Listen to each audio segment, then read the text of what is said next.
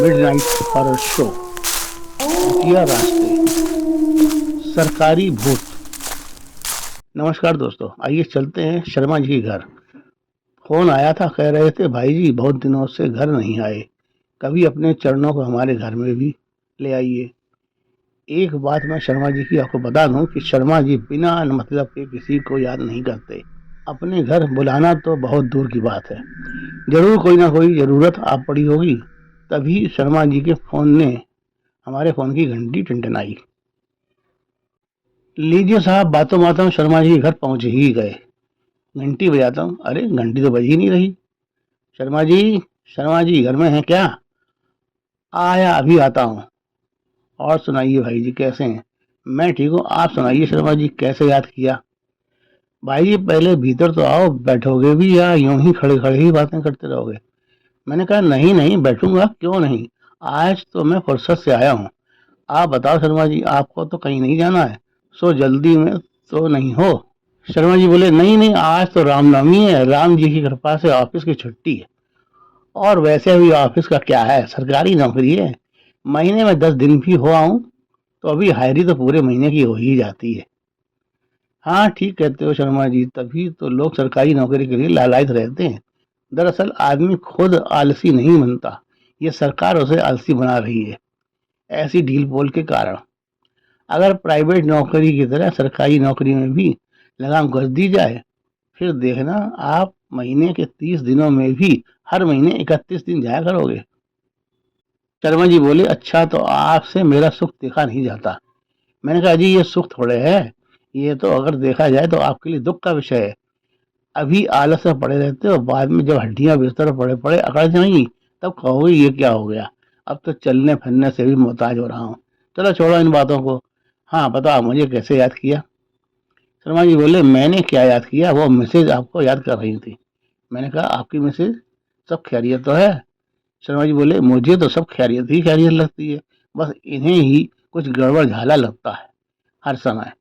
मैंने कहा अच्छा, कहाँ है मैसेज आपकी? शर्मा जी ने अपनी धर्म पत्नी को आवाज दी, अजी सुनती हो, देखो कौन आया है। भीतर से आवाज आई, आती हूँ। कुछ ही सेकंड में मिसेज शर्मा 2 गिलास में पानी लेकर हमारे सामने हाजिर थी।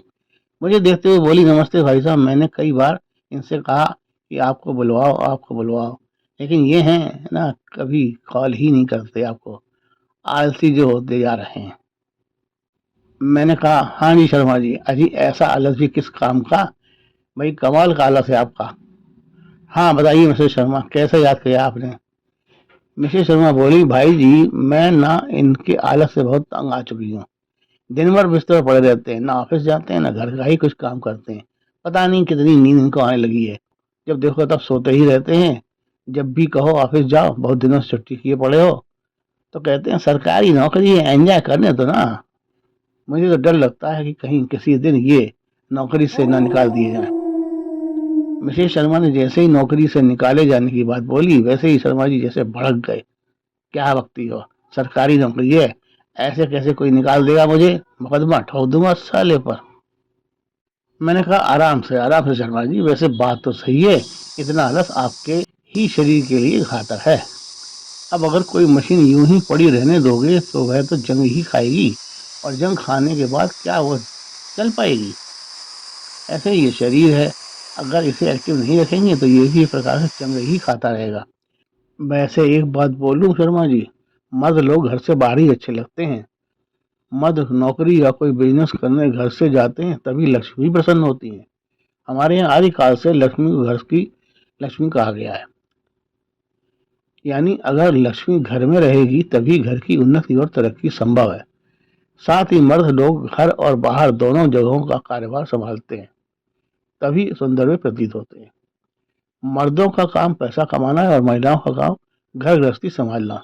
ये दोनों ही काम एक तराजू के दो पलड़े हैं, जिनमें कोई भी पलड़ा अगर कुछ कम ज्यादा होगा तो निश्चित ही घर की गाड़ी डगमगा जाएगी। इसीलिए मिसेस शर्मा ठीक कहती हैं। अब रही बात ऑफिस की, तो भाई शर्मा जी आप अगर ऑफिस नहीं जाएंगे तो जो काम आपको करना है वह काम नहीं होगा। तो जिसका काम आपको ऑफिस में निपटाना है वह समय पर नहीं पूरा होगा, तो उसके दिल से आपके प्रति बद्दुआ ही निकलेगी। वह आपको आशीर्वाद थोड़ा ना देगा, बद्दुआ ही देगा। ये बद्दुआएं ही आपके शरीर को अंदर ही अंदर खोखला कर देंगी। फिर आप कहेंगे हाय अब क्या करूं, इस शरीर को तो घुन लग गया। तो दोस्तों आलस छोड़िए और दौड़ शुरू कर दीजिए। कहीं ऐसा ना हो विकास की इस रेस में आप पीछे रह जाएं। नमस्कार।